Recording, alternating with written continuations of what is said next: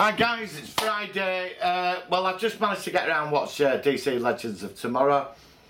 Fantastic pilot episode, really enjoyed it. Love the camaraderie of the characters, they're all flawed. Putting these, like, how would you say, not major, well they are quite major characters in the TV series, but to put them all together in like their own major TV series, I mean, you know, has worked wonderfully on the first episode. The potential of this series is going to go a long way. I hope we get 4 or 5 seasons of this DC Legends of Tomorrow of different sort of flawed heroes, not the major ones like my flawed heroes.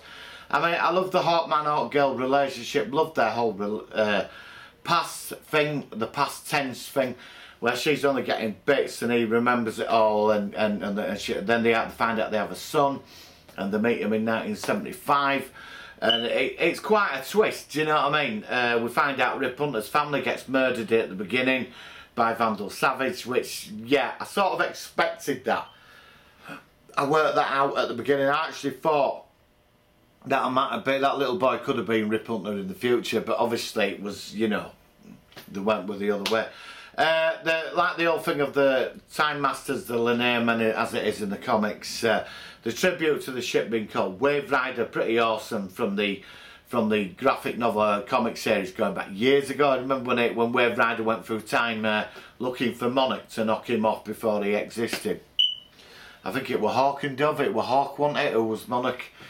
And anyway, I'm going off track. Felt a bit sorry for Ray Palmer. He's a bit low in himself, you know, and when he finds out this to become something bigger than what he is, because he found out when he died his whole life was a bit pointless and nobody remembered him, but, you know, to become a legend in the future, he's sort of quite overtook with this, you know, he's on board. He has this real weird chat with Arrow, quite happy to see Arrow in it. I thought he would have gone in first episode, actually. You know, they had one of the big names like leading them. Obviously they're saving these guys for later in the season, probably towards the final assault on Vandal Savage. Rip Hunter, I do like his character. I love the gun. He's got like a 6-shooter, but it's a laser gun, it all lights up. That is pretty fucking cool. Like the time ship, we've got Gideon from The Flash, the computer, you know, which is quite good. I mean, I love this series, where it's going. Obviously, we're going to discover more about Vandal Savage. I mean, this guy is ruthless, you know.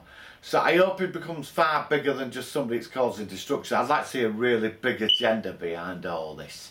Do you know what I mean? It could be interesting. He's the one that's playing Rip Hunter. It would be like some kind of weird twist. Do you know what I mean? Captain Cold, my favourite character out of all of them. Love that guy.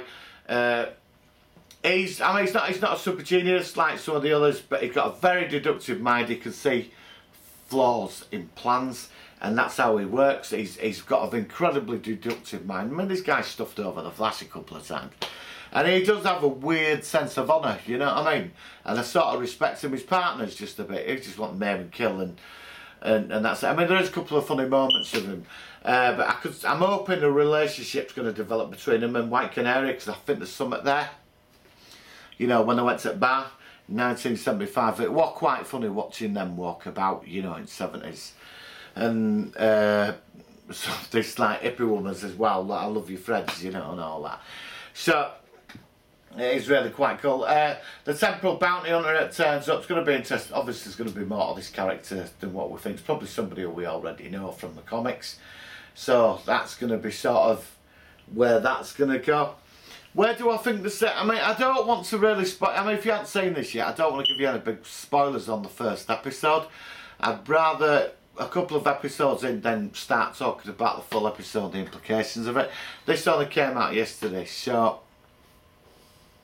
you know a lot of people won't watched it. So, but let me know what you think of this series. I think this is going to go somewhere quite big, and I think there's going to be a massive twist with it all. What's interesting though, when the heroes find out that they're actually quite pointless in the future, because Rip Hunter, when they find out he's not told them the full story, I felt sorry for Ray Palmer, because you know it's, you know, you're not going to cause much if you disappear. The timeline's not going to be really affected. I mean, it is like a temporal suicide squad, isn't it, really, in sort of a really weird way, assembled by Rip Hunter. But, you know, it's funny, isn't it? They're all sort of sat there, like, thinking about it, and White Canary says, yeah, but, you know, we can change the future. We can do what we fucking want, you know, to fucking Rip Hunter. We can alter things. And Snark's onto it straight away, thinking, yeah, for better or for worse. So, this is gonna... I don't know, I can't see Captain Cold. I mean, if we get into later episodes, would Captain Cold end up double-crossing him and same up with Vandal Savage? Would he do that? I mean, that's an interesting notion. I know the other fellow would, a Firebug, but I don't know about Captain Cold. Would he do that? Because he does have a sense of honour. I don't know, I think he could be tempted. You know, I don't... I mean, is it 12 or 14 episodes? I mean, I'm going to really get into this. Each episode's going to get like different. It's going to be interesting when they're jumping through the time to the different centuries and the different events, you know. And I bet they do cause quite a few effects. But I think somewhere at the centre of all this, Vandal Savage, I think he could be playing Rip Hunter. Maybe he wants the time technology. I don't know. He might be luring him in. Maybe. Yeah, somebody who's been around 5,000 years. I think he's going to be quite incredibly intelligent and quite savvy. He might know about the Time Masters or whatever. Why is it took 5,000 years to conquer the world? I know about in keeping in the background and stuff, but he's had there has been times when he could have like appeared publicly and done it. So that's my review of this episode. No major spoilers. Enjoy it, guys. Honestly, I could debate this for the next 3 hours. Love to hear your comments. I am working out on putting clips to videos and pictures. I've just bought a new computer, so just give me a couple of weeks, honestly, and I will start putting this stuff in. Right, honestly, I'm sitting down, I am trying. Alright, right, I don't want to start this up very much, because I don't want to look at it. Right, so please share and subscribe. See you on the next episode, guys. Awesome, please enjoy.